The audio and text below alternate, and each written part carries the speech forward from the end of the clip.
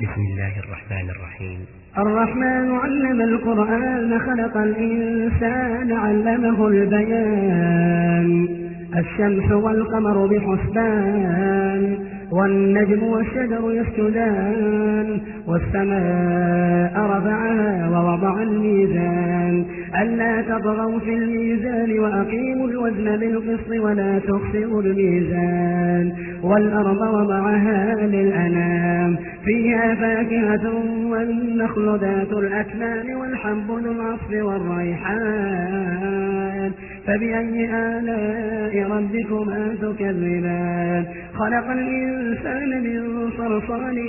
كالفخار وخلق الجن من مارج من نار فبأي آلاء ربكما تكذبان رب المشرقين ورب المغربين فبأي آلاء ربكما تكذبان مرج البحرين يلتقيان بينهما برزخ لا يبغيان فبأي آلاء ربكما تكذبان يخرج منهما اللؤلؤ والمرجان فبأي آلاء ربكما تكذبان وله الجوار المنشآت في البحر كالأعلام فبأي آلاء ربكما تكذبان كل من عليها فان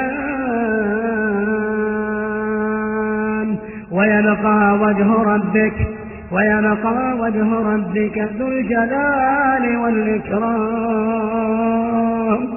فبأي آلاء ربكما تكذبان يسأله من في السماوات والأرض كل يوم هو في شأن فبأي آلاء ربكما تكذبان سنفرغ لكم أيها الثقلان فبأي آلاء ربكما تكذبان يا معشر الجن والإنس إن استطعتم أن تنفذوا من أقطار السماوات والأرض فانفذوا لا تنفذون إلا بسلطان فبأي آلاء ربكما تكذبان يرسل عليكما شواظ من نار ونحاس فلا تنتصران فبأي آلاء ربكما تكذبان فإذا انشقت السماء فكانت وردة كالدهان فبأي آلاء ربكما تكذبان فيومئذ لا يسأل عن ذنبه إنس ولا جان فبأي آلاء ربكما تكذبان يعرف المجرمون بسيماهم فيؤخذ بالنواصي والأقدام فبأي آلاء ربكما تكذبان هذه جهنم التي يكذب بها المجرمون يطوفون بينها وبين حميم آن فبأي آلاء ربكما تكذبان ولمن خاف مقام ربه جنتان فبأي آلاء ربكما تكذبان ذواتا أفنان فبأي آلاء ربكما تكذبان فيهما عينان تجريان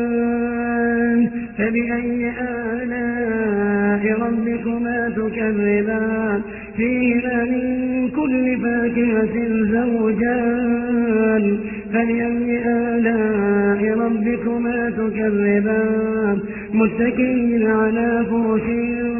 بطائنها من استبرق وجنى الجنتين دان فبأي آلاء ربكما تكذبان فيهن قاصرات الطرف لم يطمثهن إنس قبلهم ولا جان فبأي آلاء ربكما تكذبان كأنهن الياقوت والمرجان